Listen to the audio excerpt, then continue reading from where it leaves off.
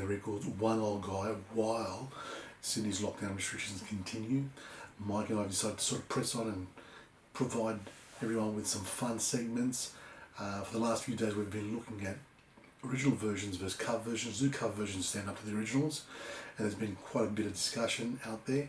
So please subscribe to us on YouTube, like us on Facebook, and bring in those comments. Thank you.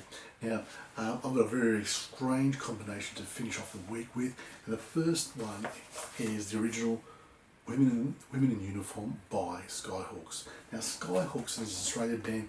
They were Australia's premier glam band. Yes, they were flamboyant and lots of colour, lots of makeup and lots of out there costumes, but that was glam rock at that time, right?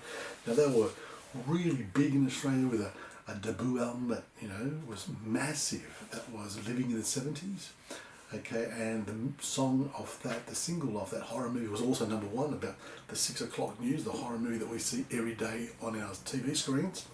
And their follow-up album was Ego's Not a Dirty Word, another number one. So they're massive, you know, US tours and whatever. So fast forward a couple of years after that, and you've got the guitarist Red Simon's leaving the band to pursue a media career. And they released Guilty Until Proven Insane. Now, Women in Uniform is off that. It peaked at number 8. Number 8. It's a driving rock song.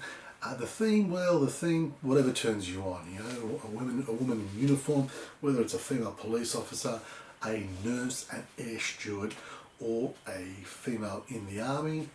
It's all up to everyone's tastes. Okay, but yes, really a lot of tongue-in-cheek in the song, lots of you know, satire, and yes, it's a great rock song. Now the colour version is quite interesting. The colour version is from a band none other than Iron Maiden.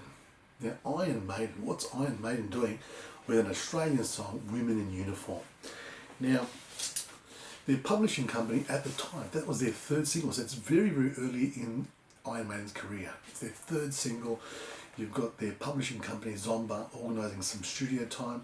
Now Tony Platt comes in as a producer, and he had been working with Akadaka. So you can imagine a young Iron Maiden saying, wow, okay, this guy worked with Akadaka, and he proposes Women in Uniform, something very, very different to what Iron Maiden was doing.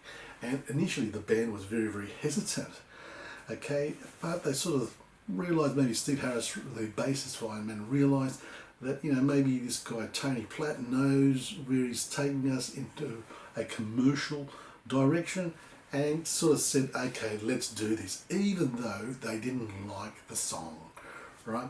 But what happens is they find out that Tony Platt and Dennis Stratton, the guitarist, are remixing the song without the band's knowledge.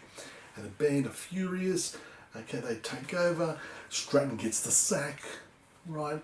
Steve Harris finishes mixing the song, even though they don't like it, and release it. Now, historically, this is Iron Maiden's first film clip, because they take the footage from their concert at the Rainbow Theatre and put it on this film clip for Women in Uniform. Okay, another classic thing about this is also the cover, which has Prime Minister of England or Great Britain, Margaret Thatcher, waiting around the corner to take revenge on Eddie, the Iron Maiden mascot. Okay, classic cover. Now, the problem with this cover version is it disappears. Okay, once it's released, it disappears. Okay, it only resurfaces in odd places, such as the Australian edition of Killers, Iron Maiden's album Killers, the second album with the singer Paul Diana, and it's on the Australian edition. It then resurfaces 10 years afterwards in the series, the first 10 years, so it's a CD single there. Now, I've bought this edition, which only came out a few years ago, and even on the sticker, on the sleeve, it says first time officially available in the US, right? So this is a single that disappeared. And quite frankly, listening to it, I'm glad that Iron Maiden didn't go down this path. Okay, being a huge Iron Maiden fan, I'm glad they moved in the direction they did, because after this, debut album and Killers, there's a couple of changes to the lineup, and then they release Number of the Beast, and then that is massive with singles like Run to the Hills and Number of the Beast, and Iron Maiden do not look back afterwards. So you've got two singles here, two songs here, the original Women in Uniform, fun, tongue-in-cheek, context. There's a different time back in the 70s, okay, Women in Uniform, and then you've got this, this Phantom single, this Phantom song by Iron Maiden, okay, called Women in Uniform. What stands up? Does it stand up to the original? I want you to go and have a listen to Iron Maiden's version and have a listen to Skyhooks too, and tell me what you think. Okay, this has been fantastic this week, looking at cover versions. Do they stand up to the originals? Okay, we're going to come up with a new segment next week. I look forward to hearing from you. Comment, like us, subscribe to us, and we will see you next week.